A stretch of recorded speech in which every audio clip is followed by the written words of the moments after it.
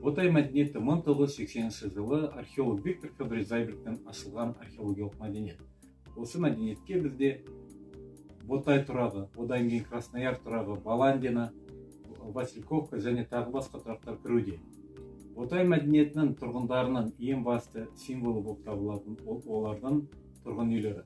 Тұрғын үйдің структурасына кірер болсақ, тұрғын үй бізде ең алдымен 1 метрлік шұңқыр қазылып, одан кейін балшықпен өңделген болады. Осындай шұңқырдың қазылуы ол қысты күні жылуды ұстауы және де жазды күні суық температураны ұстауға әсер еткен болады. Осы қабырғаны жасағанда ботайлықтар балшықты қолданған болады. Балшықты бір-біріне ұстау үшін олар жылқының сүйектерін арасына салып отырған. Ботайлықтардың шатыры бізде бөрене немесе сырғауылдардан қолданған болатын. Көбінесе ботайлықтардың шатырлары қарағай ағашынан жасалған болады. Мына жерде айтып кететін жағдай, ол бөрененің ұзындығы бізде 3-4 метрлен құрылған болатын, және де құрылыстың диаметрі бізде 15-20 диаметрға дейін болған. Шатыр 12-16 қатармен көтерілген болады. Ботайлықтар осы шатырды көтергенде сырғауылдардың ойып бір-біріне орнатқан болатын. Яғни сол кезде олар шеге немесе басқа материалды қолданбаған.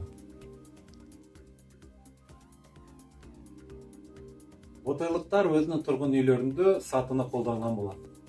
Осы сатылардың мақсаты ол қысты күні боранды күндері реверсивті қармен жауып қалғанда осы сатылар арқылы ботайлықтар далаға шығып аң аулауға шыққан болады.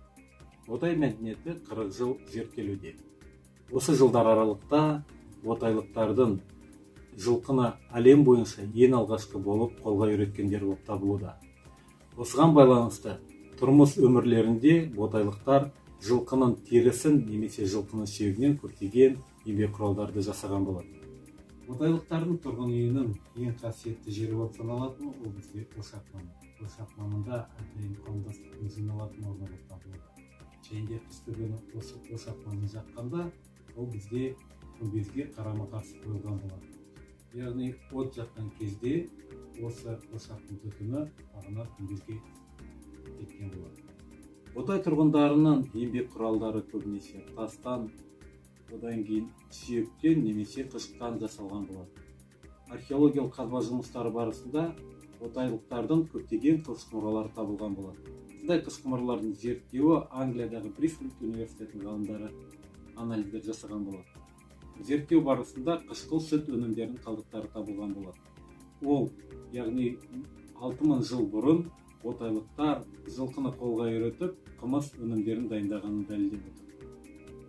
Ботай мәдениеті әлі күнге дейін зерттелуде.